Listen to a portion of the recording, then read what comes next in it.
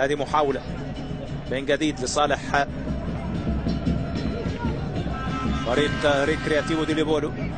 كرة عالية في الأمام والتسديدة جول جول جول ريكرياتيفو دي ليبولو. الله على هذا الهدف، هدف روعة لفريق ريكرياتيفو دي ليبولو عن طريق اللاعب بوكاما كايا. بيسجل هدف رائع بوكاما كايا لاعب ريكرياتيفو دي ليبولو، ويتقدم صاحب الارض الان بالهدف الاول. يا ولد يا ولد على هذا الهدف، هدف مميز جدا من جانب بوكاما كايا لاعب ريكرياتيفو دي ليبولو.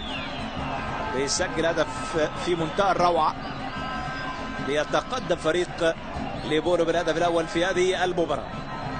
هذه الاعاده للتسديده اللي اكتفى حارس المرمى جاكوب باندا بالنظر لها، شهادة كما شاهدناها نحن في الشباك، تعانق الشباك وتأتي بالهدف الأول. هذه التسديدة الموجهة من جانب اللاعب كايا، تسديدة ارتد قوية خطيرة، فرصة جول مش ممكن، جول جول جول ريكرياتيفو دي ليبولو. كرة ارتدت من القائم وبوكاما كايا يسجل من جديد لفريق ريكرياتيفو دي ليبولو. يسجل ثاني اهدافه في هذه المباراه اللاعب الكونغولي، واستغلال نموذجي للكره الثابته.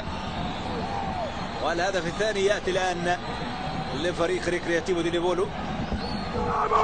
هدف ثاني ياتي الان لفريق ريكرياتيفو دي ليبولو.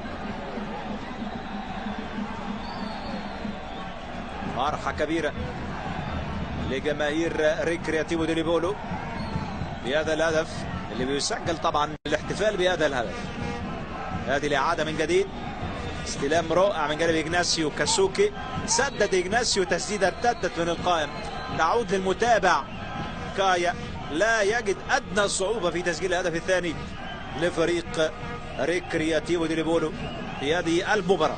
هدفين وعليه هدف، الان اصبح يعني ليه هدفين وعليه 3 اهداف بناقص هدف ما بين الاهداف الايجابيه والسلبيه. دي محاوله وسقوط وركله جزاء لفريق ريكرياتيفو دي ليبولو. لم يتردد الحكم الكونغولي في احتساب ركله جزاء للاعب ماركوس ميلو. ماركوس ميلو يدخل ويسقط داخل منطقه الجزاء ويتحصل على ركله جزاء.